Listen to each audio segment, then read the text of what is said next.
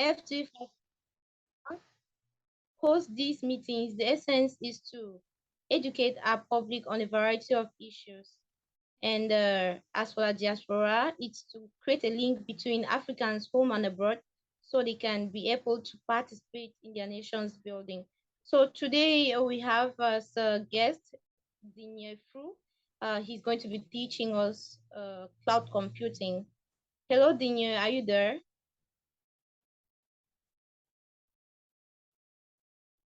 Hello. Okay. Hi everyone, greetings. Sorry for a bit of background was a bit noisy, so I had to clear that. All right. Thank you. Good evening, and thank you very much for coming. So you just tell us a little bit about yourself, what you do, and introduce the topic, what you'll be teaching us today. Okay. First of all, I just want to apologize. I think I have some running nose, kata, so my voice might not be the best. Okay, as she really said, I'm called Digne Fru, third year engineering student at Polytechnic Douala. I'm also a cloud engineer at Cloud Heroes Africa. So yeah, as concerns my work, uh, cloud. Well, since I'm going to talk about cloud, so I'm just going to focus on that. Cloud is something that I do off. That's like what I do outside school, and cloud. Cloud computing generally is just like we're just going to see how we can move resources, how we can create new things, and like how we can play with our imagination. Yeah, so that's just basically, and how also how you can get cloud hired if you study cloud computing, because yeah, as we see in the presentation, cloud is not only for like guys with the IT background. All right. Thank you very much, Tini, for that brief introduction. So we'll dive right into your presentation.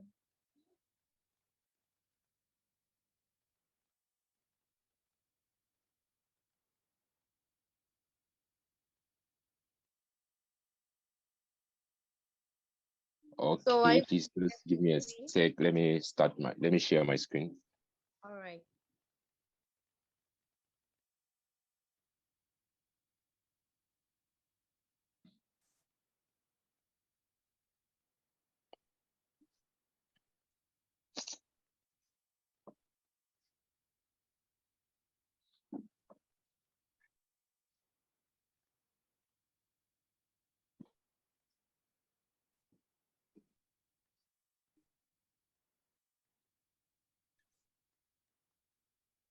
Okay. I think you all can see my screen, right? Yes, we can. Okay, great. Okay, so once again, greetings to all and welcome again to this session with me, cloud computing and the tech world. So as maybe like within the week, you have seen the flyers talking about cloud computing, and maybe you might have been asking yourself like, what is cloud computing? I mean, cloud computing, what is this? It sounds so mysterious. I mean, is it only for guys that are doing like tech or something like that? So yeah, I'll just start with a little bit of a story just to get our heads into it and for us to understand. So I'm going to take my favorite example, which I like using is amomism, farmomism. Like I think I travel a lot, so coming from Bamenda to Yaoundé, I use amomism. So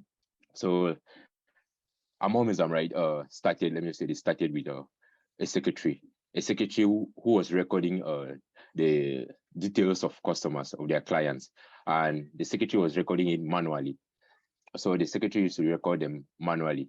Now, recording it manually, they realize that at the end of the year they have so many registrars to deal with, and maybe if Amomism wants like a balance sheet of everything that has happened throughout the year, it's difficult to run through all those books that you have, all those registers that you're putting, maybe your client's name, like all those things is quite difficult. And then now, assuming Momism says, okay, now we're in the digital age, let's bring in machines, desktops, and okay, they implement desktops, and he says, okay, let's add in more secretaries so that we shouldn't have customer issues like our service to customers shouldn't be cumbersome. Now, if he brings in those desktops, and especially and the secretaries are well trained to use those desktops, now by the end of the year, he has another bottleneck, he has another problem. What is the problem? The problem is that the hard drive gets full. Now he has to change it, and changing that hard drive means losing his information. Or for example, the station in Bamenda, or we just say the one in Yaoundé has a problem, or thieves break in, they steal those machines, he loses his he loses his registrars, and he loses his machines, loses his database, he loses everything that he has. And now that plays in his accountability. So he will not really have an account of what is happening. So now, if all of this is a problem, how can he solve this problem? Assuming that we have seen that bringing a secretary that has a problem with him, it brings a problem, brings a bottleneck. We have also seen that if he brings desktops, he's still liable. There are still disadvantages to bringing in those desktops. Now, what can he do to ameliorate this situation? What can he do to, because, for example, fire can still catch in the station, but that we don't know. We don't hope, we don't pray that it should happen. But that we are just taking case scenarios. So when you look at it, all of that, you see that it becomes tough, like for him to handle that. And that's where we come in with the notion of cloud computing.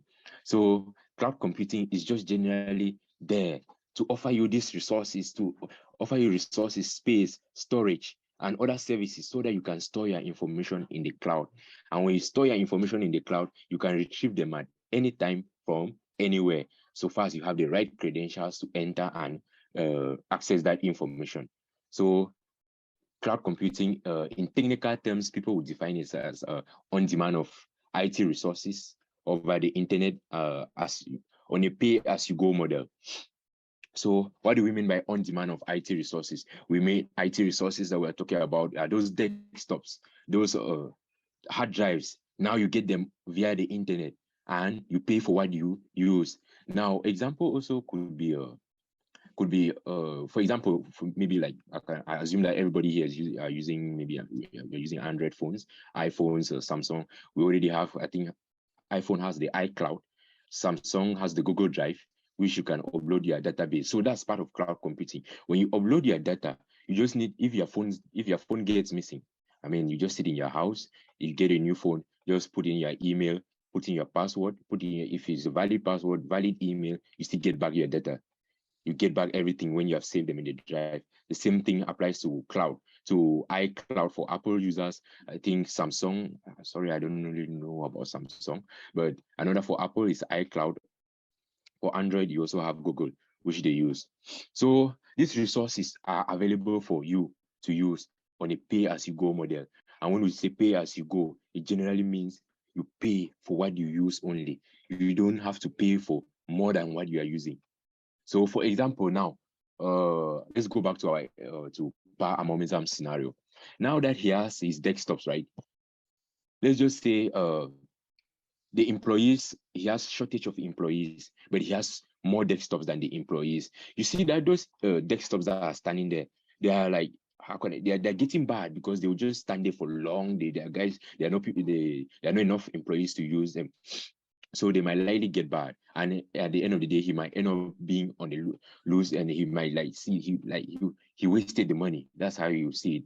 So with the cloud, you are able to pay for only what you use. That means if I want 5 gigabytes of space to store maybe my pictures, I'm only going to pay for 5 gigabytes of space. I'm not going to pay for more than 5 if I know that I'm not going to use it. And if I use the 5 and I know that, okay, this 5 gigabytes of space is enough for me, I can give them back the 5G. I can clear my this thing, and I give them back their service. So it's a pay-as-you-go model, just like you have heard. And now, what are the advantages of cloud computing, the benefits? So the advantages of cloud computing, we have a few of them. You have trade capital expense for variable expense. Now, I will explain this again with another case scenario, right? let's take it for an example. We take the case of UBA Bank. Now, UBA Bank has servers which are running. Sorry about the technical term. I would say servers are just like machines, right? Like you launch your resources, your websites from there. You host your website. You store your customer details there, your clients' details. So, assuming that UBA Bank has their servers, and their servers, maybe they have built a house, they have built a room, and they have put their servers in them.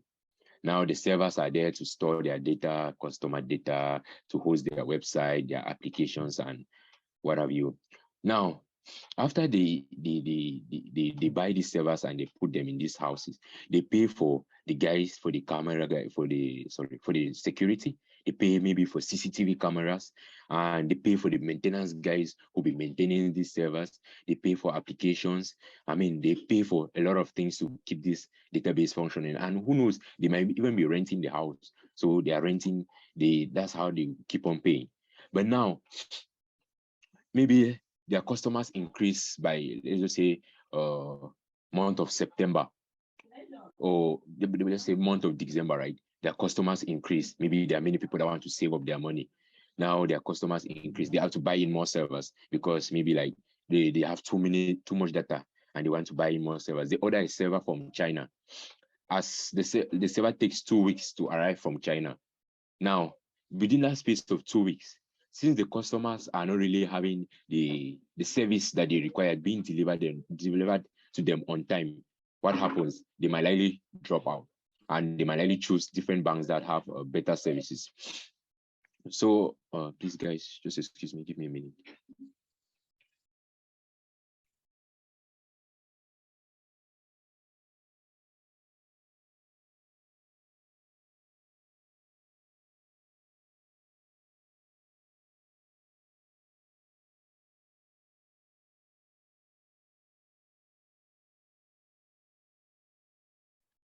Sorry about that.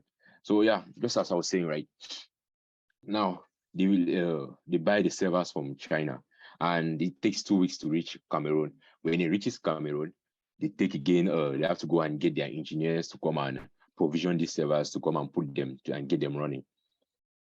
Now, when you look at all these steps, you see that they are spending so much money in maintaining all of their services, and the effects of this is that they will increase the charges on their clients.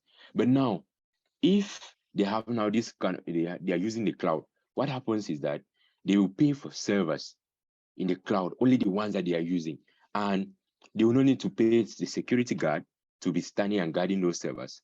They will not need to pay they don't need to pay for CCTV footages to be maybe monitoring the security. They don't need to worry about maybe if disaster strikes, or we don't know, the house get burned, flooding or anything, you might put their servers down. They don't need to worry about anything. That means everything is already for them. They already have the servers that are running for them. And this when they have these servers, you just pay for what they use, just like I said earlier on, pay as you go model. They just go online, they buy the servers that they want, and they use it. All what you need is your internet connection. You buy the servers that you need and you use. And if they maybe by January, their customers are down, maybe like they don't have enough customers and they have extra servers, what do? They can keep them. If you are using the cloud, what happens is that you keep them aside, or you can give them back, sell them back. So that's what we mean by trade capital expense for variable expense. That means we trade all of this capital expense, all of these securities and all the like, and we get the variable expense, one that is flexible and you can relate to. Now, we also have massive economies of scale. So with massive economies of scale here, we're looking at the advantages that you have when other people also join in the cloud. So when other people join in the cloud, what happens is that the cloud providers, the guys that are there for you, that are providing these services for you, what happens is that they give more discounts. They give more discounts because we have many people that are coming in, and it is boosting their services. So they give in more discounts to those people. So for example, it's just like you are renting a house, right? You are renting a house, and you have so many the house. Let me say you are renting a house, then you bring in somebody. When you bring in somebody, the landlord gives you like a discount. Yeah, usually like he gives you a discount for bringing in somebody. So that's how we can look at it. Then now stop guessing about capacity, which is the third point. Stop guessing about capacity here. We're looking at guessing. We're looking at predictions. Yeah, that's the best way. We're looking at predictions, and by predictions, what do I mean? Let's just say the marketing manager or the marketing director at UBA Bank, he predicts that okay, by December we'll have more clients, and then by January we'll have fall of clients. But now, what if it's not the case? What if it doesn't happen that way? What if it doesn't happen that way? It will spoil all their business. It will spoil their business, maybe what they had envisaged for their servers. So with the cloud, what happens is that they don't need to guess about capacity. They don't need to worry about the capacity because everything is flexible. If the capacity is too high, they can just buy more servers and use. And they don't need to worry about the time that it would take to reach them, because with just a few clicks, sorry, they already have their servers up and running. Now, we also talk about increased speed and agility. When we talk about increased speed and agility, I think this applies to our Cameroonian knowledge. What do we see in Cameroon every day? Like, I mean, when you go to most of our websites, you see like it spends time and it's just rotating and rotating and rotating. So with increased speed and agility from the cloud, what you benefit is that you just have a few clicks and you are up and running. And also you don't need to wait for, like, just like I said, you don't need to wait for a long time before you have your resources up and running. Then you also have go global in minutes. Now, go global in minutes. By what do we mean by go global in minutes?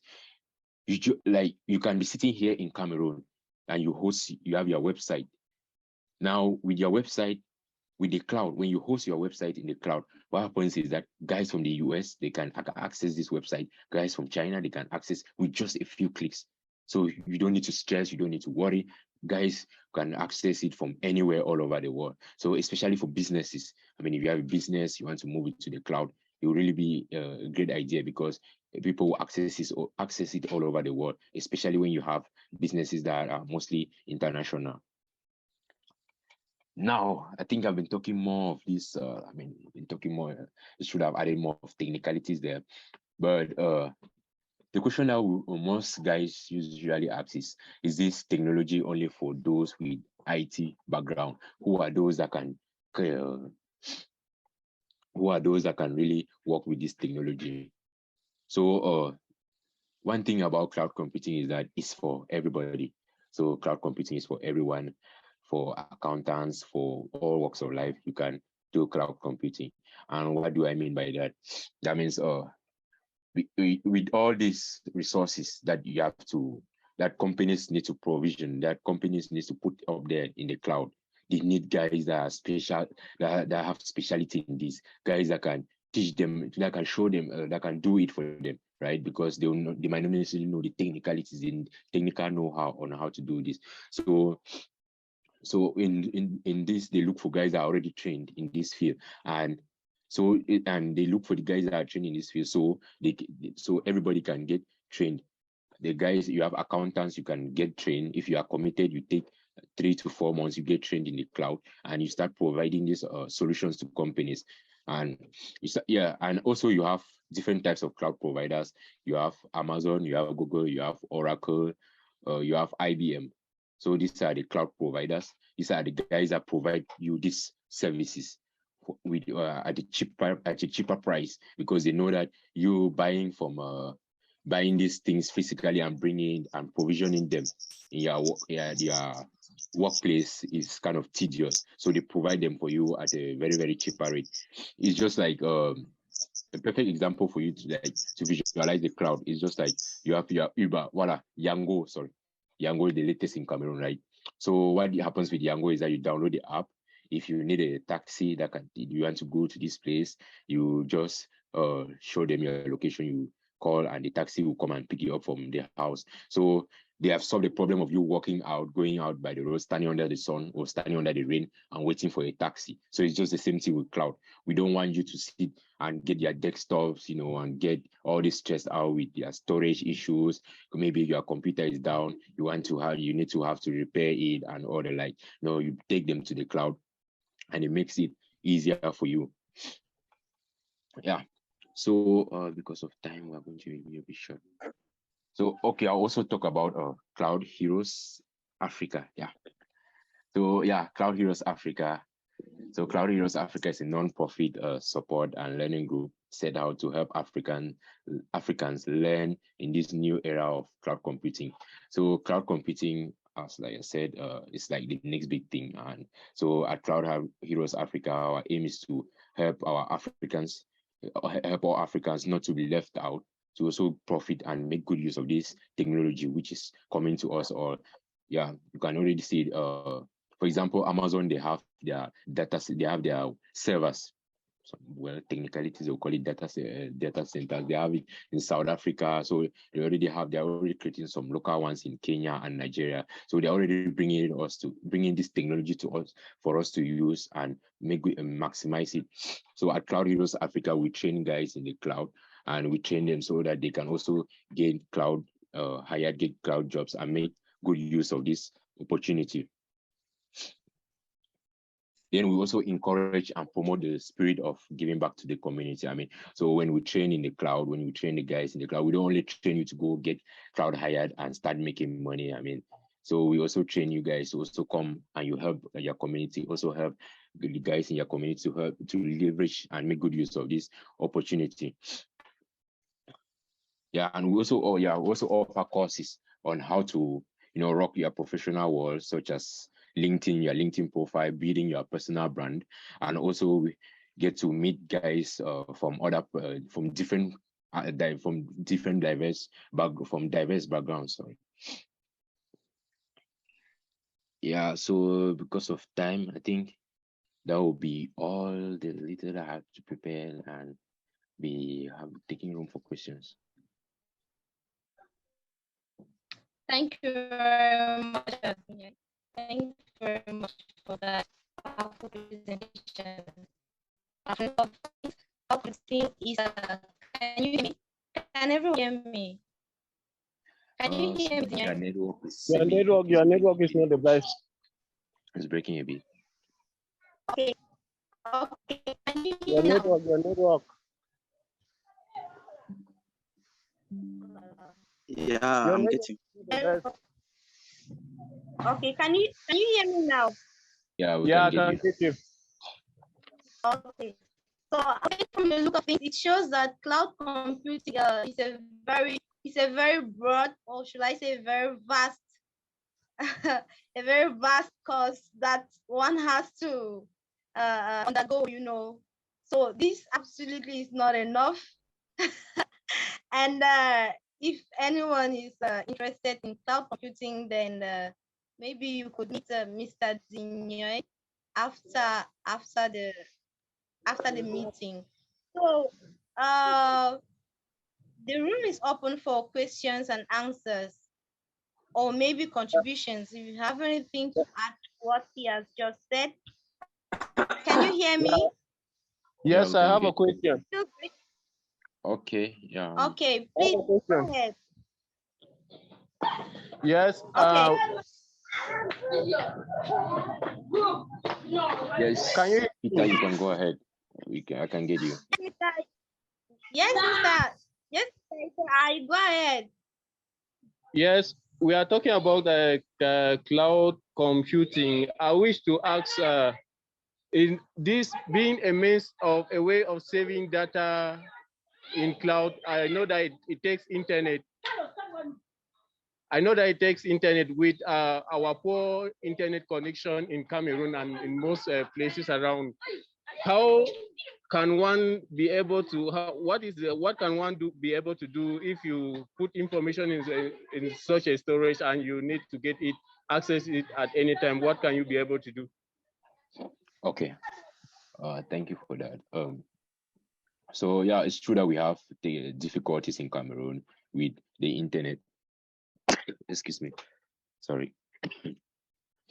So most of the times you have guys that you have cloud providers, right? And you have companies that are working in the cloud. So these companies, when you're working for a company that's dealing with the cloud, I mean, they always try to provide with you, they provide you these necessities. Like they try to make sure that your network and your speed is up to date. It's true that, like you may say, guys, from my experience, guys from Bamenda, sometimes they have network issues, and guys from the north, yeah, sometimes it's not easy. But with the cloud, we try to provision things to be always to be available to you as much as possible. What do I mean by that? That means when you click, no matter how poor your network is, sometimes we try to make it, maybe if it takes 5 minutes to load, so we try to provision these resources. If we know that our customers are from the Northwest, we try to make these resources to be in such a way that even if the network is so bad, at least maybe 3 minutes, 2 minutes, they can really access it.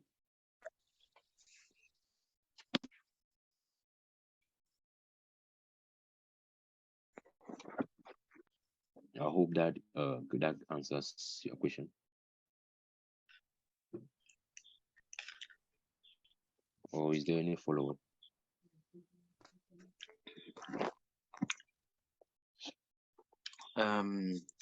Yes, I have a question. I wanted to know if our information is being stored in the cloud, is there any risk of like leakages, like exposure to other places or any kind of stuff? Okay, yeah, thank you for that. Yeah, in the cloud, obviously, you always have in the advent of in this age, modern age, you always have security issues, right? Just like every other system, you always have security issues. But when you store your information in the cloud, you already have the guys that are there in the back end that are working against that, like the cloud engineers. That's mostly what they do. You have the security, the cyber security. The guys are already there, making sure that your information and your data is always safe. Because once you lose that information, or once you lose the information to the hackers, what happens is that the guys that offer you these resources, they lose their credibility. So that's why they ensure as much as possible that your information is always safe and readily available to you. Okay, thank you. Okay. Welcome. I have a question. Yes, Can you hear me? we can get you. All right. So when someone hacks your phone, sometimes they access some information on your phone, like for instance, ladies' pictures, nudes being leaked on social media.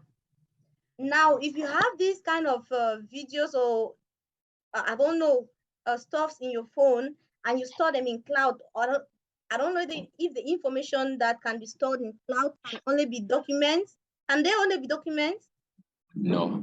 Videos, Not only audios, voila. Okay, now, yeah. if these videos can be stored in cloud and someone hacks your account, I don't know, someone gets possession of these videos from your cloud account, can they block it from there and stop it from circulating on social media? So I yeah, don't know first thing that if you understand what I'm talking about. yeah, perfectly. I understand your question perfectly. So, first thing is that in the cloud, what we promote is security, right? We promote security because that's what makes the cloud reliable. That security issue. So the first thing is that once you store your things in the cloud, right? You are the one who has the password, and you are the one who implements all layers of security. That means you are the one who has your password. You are the account that you have stored with. You have stored your information in. So if you except that you leak that account to somebody, except that you give access to that that account's access to somebody else, there's no way they'll come and enter and take take that your information. Also, when you in the cloud where you store your data, actually, we still have other layers of security that we put there to ensure that your information is perfectly secured. That means we also try to prevent against hackers, because we know that maybe some people can try to get those your account details, maybe not necessarily from you directly. They can hack into your account and try to remove that your data. So we try as much as possible to make it secure and make sure that it's always available to you, and only to you, except that you are the one who takes that information and give it to somebody else. So in the cloud, security is one of the key things. Security is key. Okay. Thank you very much. So the room is still open for questions and answers. Even contributions are welcome too. So if anyone has a question, now is the moment.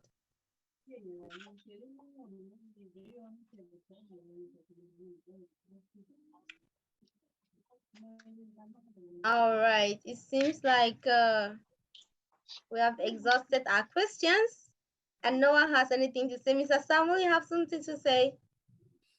No, I can contribute.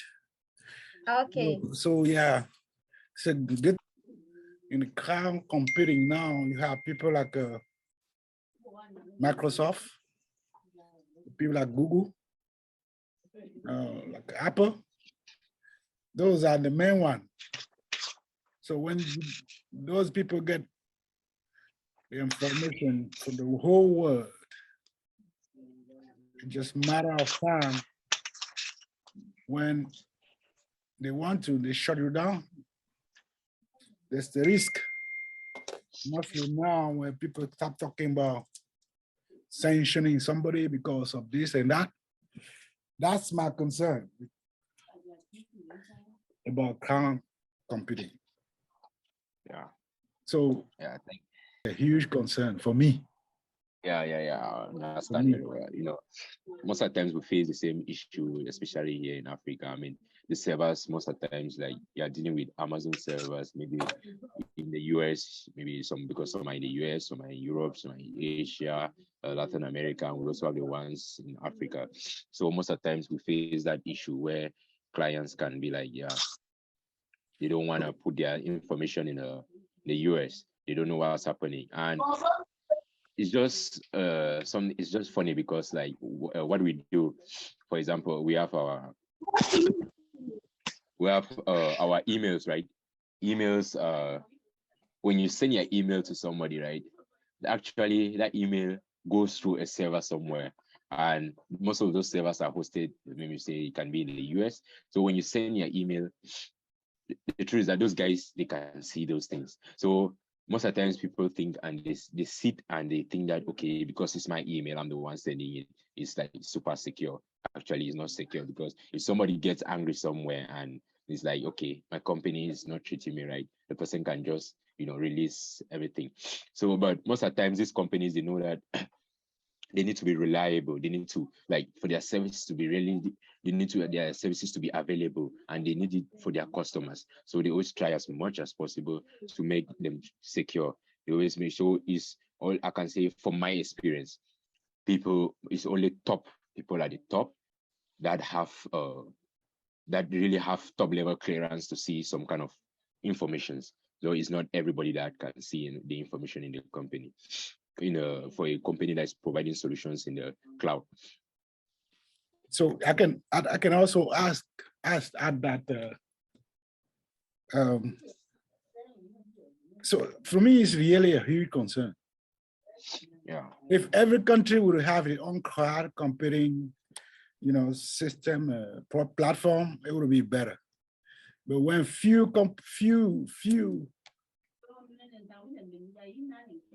people in the world own those cloud network, it's a huge concern. It's what's happening now. We have war all the time, and if every country would have his system, yeah, it would make sense, because it would be like a diversified.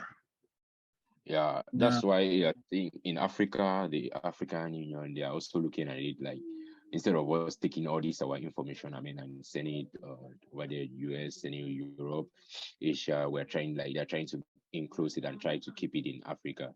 So if we see, for an example, continent like Europe, right, they have their service level agreement, in which if you are hosting an application in the UK, for example, if that application has the user, maybe like that application, for example, if it's an Uber application, then maybe they have to create their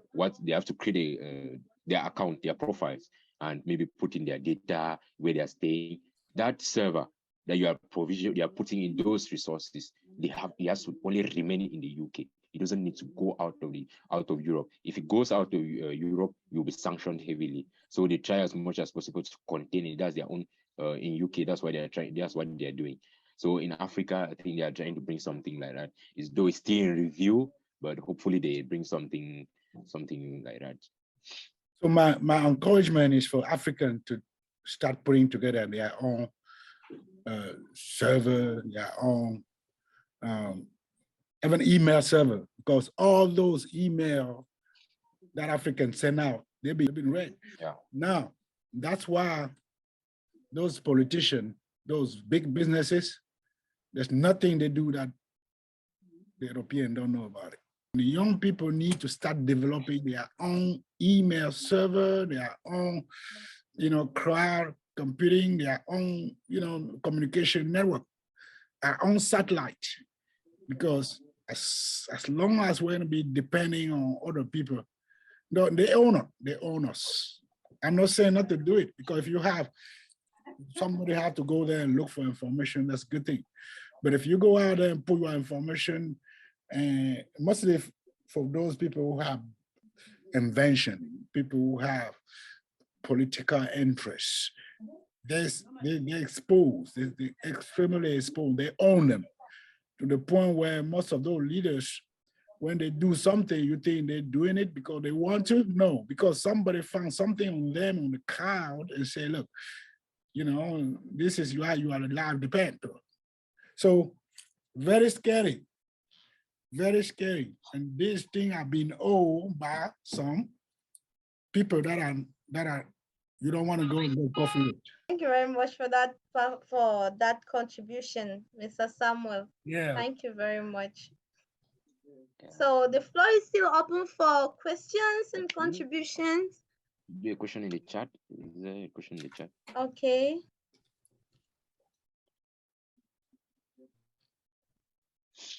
Okay, there's a question in the chat. I can't see it. Oh, the person is sent me there. Okay.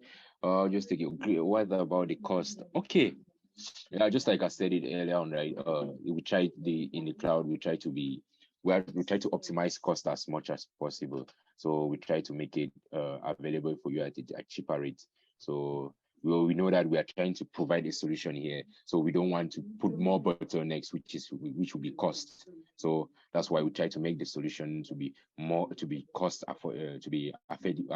and cost optimized as possible. Then what's the difference between cloud storage and Google Drive? Okay, actually cloud storage, right, is a global term. And when you come to Google Drive is already like particular.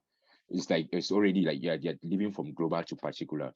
So cloud storage it generalizes everything. Here you are already talking about guys that are providing you the services, the cloud guys. You have Amazon, you have Google, you have Oracle, you have Microsoft.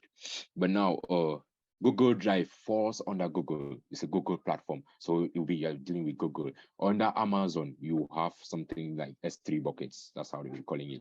And under Oracle, you have a different name. Then what are the benefits of cloud computing? I think I gave that already. Benefit of cloud computing, the first one, it saves you cost. It saves you a lot of cost in terms of, I'm not like against security guards and all the like, but all the money that you remove to pay for all those things like on site, it saves you a lot. You can just go to the cloud and use sources at a cheaper rate. So imagine that you are paying for, let me say, you are paying to maintain these services on site physically. Maybe you are paying around 200,000 or 300,000. In the cloud, you can have it something around 50,000. I'm not saying that that's the exact value that you have. It's just an example.